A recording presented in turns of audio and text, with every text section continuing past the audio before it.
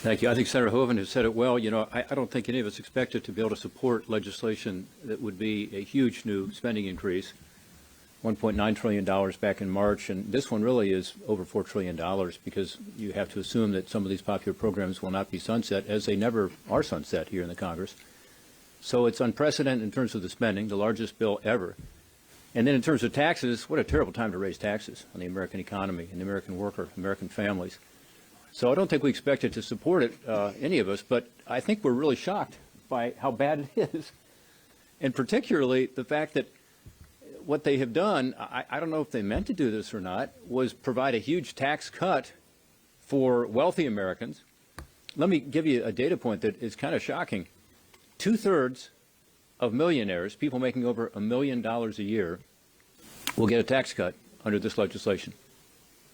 2/3 of people making over $1 million a year will get a tax cut, primarily because of the SALT cap being increased, but other reasons as well. Actually, the number is over 68%, so it's almost 70%. And if you make $30,000 a year, only 30% of people get a tax cut in the first year. After the first year, it's about 10% and goes down from there. So think about that. They're putting forward a bill that not only has this gargantuan new spending and all these tax increases, but the benefit of it goes to the higher end. And I don't think people think that's fair. And so I do hope that the American people look at this and understand that by putting more stimulus in the economy, of course, you're going to increase the demand side, therefore inflation. So that's a huge issue. People I represent are primarily concerned about inflation right now. Of course, we don't want to put taxes on the economy right now as we're trying to get out of this pandemic. But it's even worse than that because it's so skewed toward benefits at the top end. Again, almost 70% of those people making over $1 million a year get a tax cut. If you make $30,000 a year, 30% get a tax cut in the first year, and after that, it's 10% and then less in the preceding years. So it's a shock to me. Here's the other point that I've been looking at that I think is very interesting. The cost of the SALT cap increase is somewhere between $230 billion and $285 billion, depending on which analysis you look at. But it doesn't matter which analysis you look at.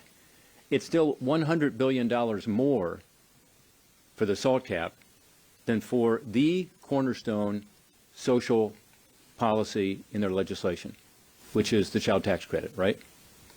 So when you look at this, the child tax credit is getting $100 billion less than the SALT cap. The SALT cap goes, again, skewed toward the wealthiest. So I don't know. I mean, maybe they meant to do this. That makes it even more surprising to me. I'm not sure they did, but this is what it is. And this is what the American people are going to judge. Does this benefit me? Is this the right thing for our country at this time of high inflation and struggling to get out of this pandemic? I think it's exactly the wrong policy prescription right now. And I hope people will rise up and let folks know in the House and the Senate, this is just not smart. This is not the right way for our country to proceed. Thank you. Senator Tillis.